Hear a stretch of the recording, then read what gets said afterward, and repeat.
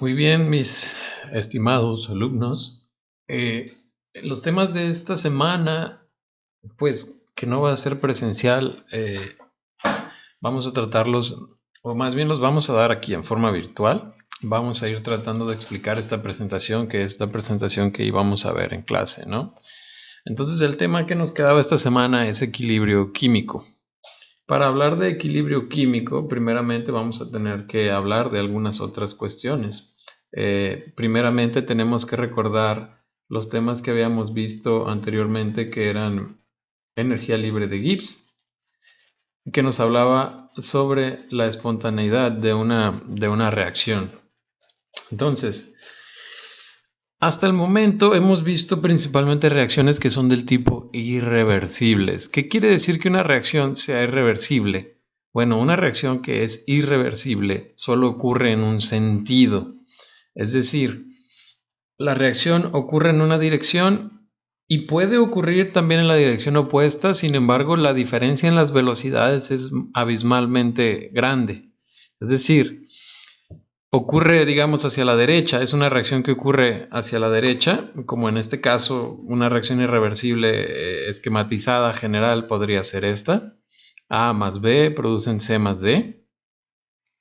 Y que puede darse en alguna proporción también hacia el lado izquierdo, es decir, que C y que D se combinen nuevamente para dar A y B, pero la velocidad a la que ocurre esa reacción inversa es tan pequeña comparada con la reacción de forma directa que prácticamente decimos que es una reacción irreversible, ¿no?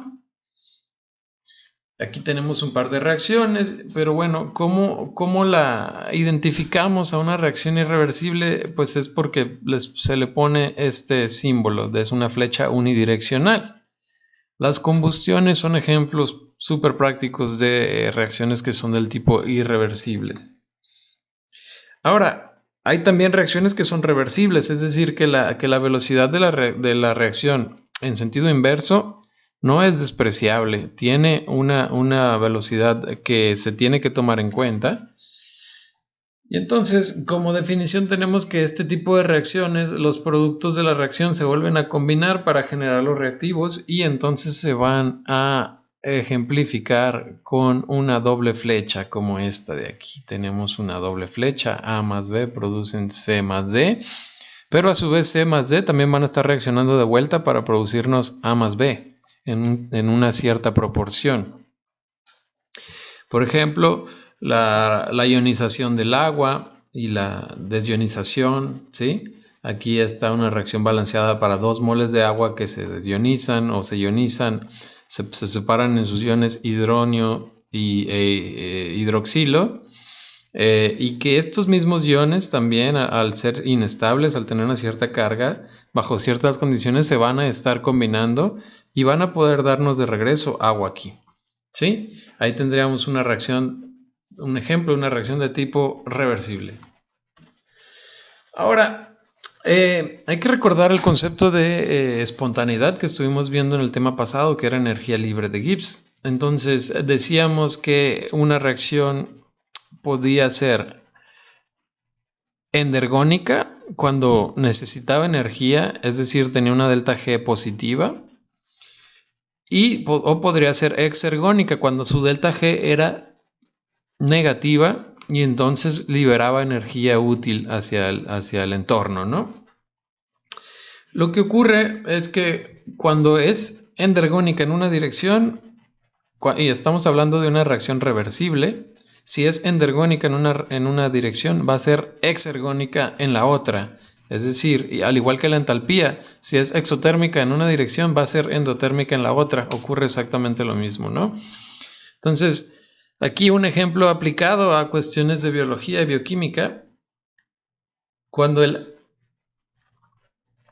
cuando el ADP se fosforila, el ADP más un fósforo inorgánico me da ATP y agua.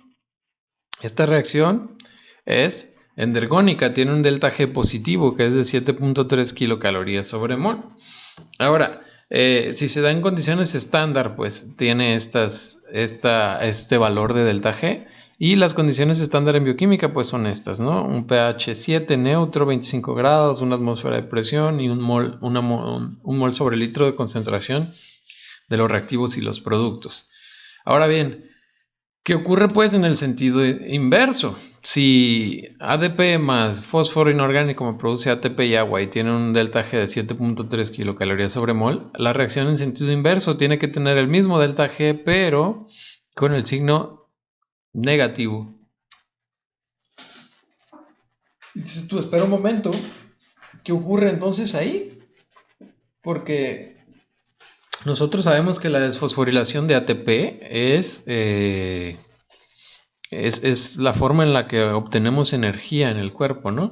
Bueno, hay que recordar que aquí estamos hablando de condiciones estándar y en la mayoría de las reacciones en el cuerpo o en la célula no ocurren en condiciones estándares y vamos a ver cómo la célula altera las condiciones de su ambiente para alejarse de las condiciones estándar y poder obtener un beneficio energético de esta reacción.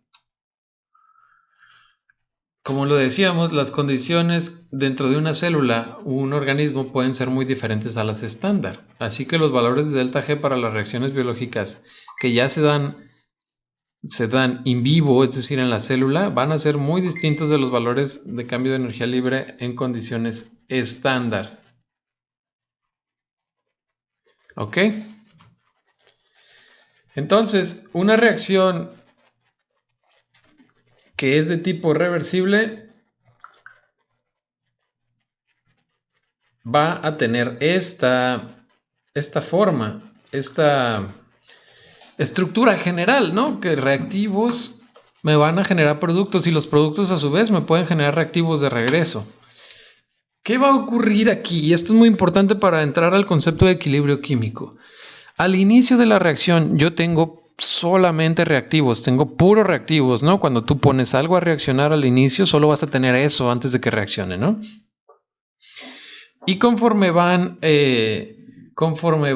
iniciando la reacción, conforme va la reacción ocurriendo, lo que va a pasar es que los reactivos se comienzan a consumir. ¿Están de acuerdo? Los reactivos van a ir bajando su concentración. ¿Por qué? Pues porque está ocurriendo la reacción, se está consumiendo y me empiezan a generar productos. Entonces, al inicio no había nada de productos, pero conforme va aumentando el tiempo de la reacción, los productos se comienzan a hacer más presentes y los reactivos comienzan a disminuir, ¿no?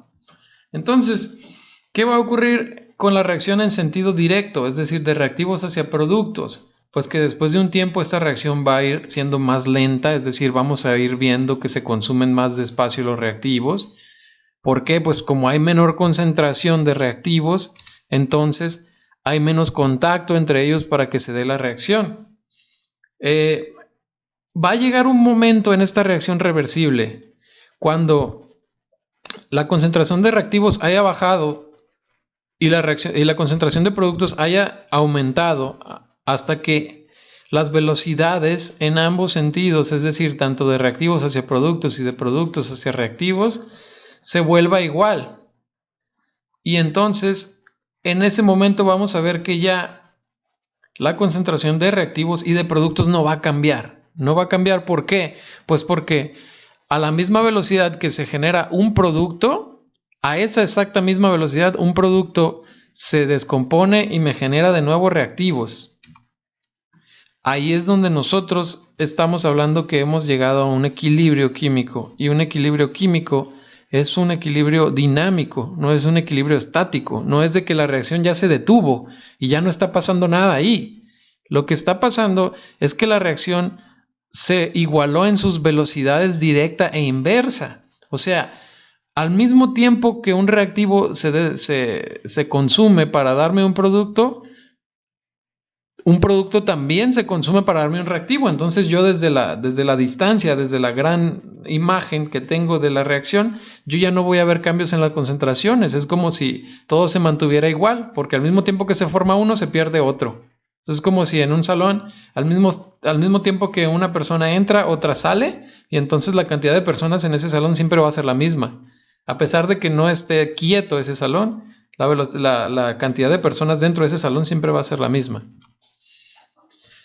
Visto desde una manera gráfica, esto es lo mismo, ¿no? Si yo tengo una reacción que es A más B, que son mis reactivos y me producen C más D, ¿qué va a ocurrir en mi reacción?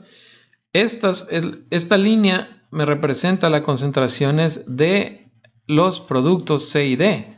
Al inicio de mi reacción, mis productos son inexistentes porque todavía no inicia la reacción, pero conforme va transcurriendo el tiempo, la concentración de los productos va aumentando y va aumentando, va aumentando. ¿Por qué? Porque los reactivos pues están reaccionando y están produciéndome estos productos. En cambio, con los reactivos ocurre lo inverso. La concentración de reactivos es la más alta al inicio, porque al inicio es cuando hay más. Conforme se van consumiendo, pues su concentración va bajando, porque la reacción está ocurriendo. Entonces, de ser AB están pasando a ser otra cosa. Entonces, su concentración está bajando, está bajando, está bajando. Pero va a ocurrir un momento en el que lleguen al equilibrio. ¿Por qué? Porque C y D me están produciendo AB de vuelta y también A y B me están produciendo C y D de vuelta. Va a llegar un momento en el cual la concentración de ambas especies, tanto productos como reactivos, ya no cambie, se estabilice. Ahí es donde estamos en el equilibrio de aquí. ¿Sí? Bueno, entonces, aquí vienen tenemos en esta diapositiva algún ejemplo de una reacción que es el tetraóxido de nitrógeno, que es sólido cuando uno lo mantiene a una cierta, o cuando se expone a temperatura ambiente. El tetraóxido de nitrógeno sólido comienza a descomponerse, a sublimarse y me produce, primero se sublima y cambia a ser tetraóxido de nitrógeno gas, y a su vez se va descomponiendo en dióxido de nitrógeno. El dióxido de nitrógeno está aquí representado con estas naranjitas de aquí, con estas moléculas de color naranja. Entonces, conforme va ocurriendo la reacción, comenzamos a ver que se está generando productos, se están generando productos y se está disminuyendo los reactivos, que es el tetraóxido de nitrógeno, que está con gris. Y va a llegar un momento en la reacción donde concluya la reacción, donde todo esto se equilibre y ya las concentraciones no varíen, que es esta imagen de aquí. Ok, y entonces en ese momento estaremos hablando de que llegamos al equilibrio químico. ¿Qué ocurre en el equilibrio? Como ya lo habíamos visto con la energía libre de Gibbs, cuando un sistema de reacción está en equilibrio, se encuentra en el estado de energía que es el más bajo posible, es decir, tiene la menor energía libre posible. Esto es muy importante. Al llegar al equilibrio, el sistema ya está relajado, su energía es la más baja. Cuando una reacción no está en equilibrio, la reacción siempre va a buscar, un sistema que se sale del equilibrio siempre va a buscar llegar al equilibrio otra vez. Los sistemas siempre están en búsqueda del equilibrio. Eso es el cauce natural de las cosas.